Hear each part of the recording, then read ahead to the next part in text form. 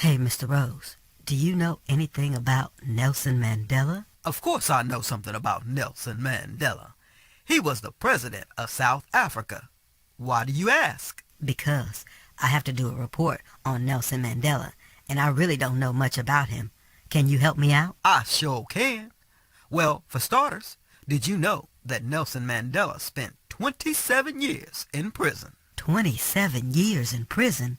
Why, Mr. Rose? Nelson Mandela was a leader in the African National Congress, and in South Africa they were fighting against apartheid. What is apartheid? Apartheid was a way of not giving people who were non-white equal rights in South Africa.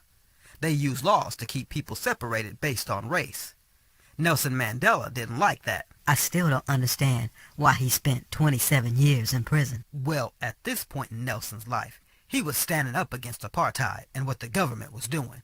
And they told him he couldn't talk to a lot of people or travel around to talk to them. But Nelson didn't listen, and he ended up getting thrown in jail because the government said he didn't listen. Then, later on, they brought him back on trial for working with other people to overthrow the government. And in 1964, he was found guilty and given life in prison. So how did he go from being in prison to the president of South Africa? After spending so many years in prison, Nelson Mandela was seen around the world as someone who stood up against apartheid.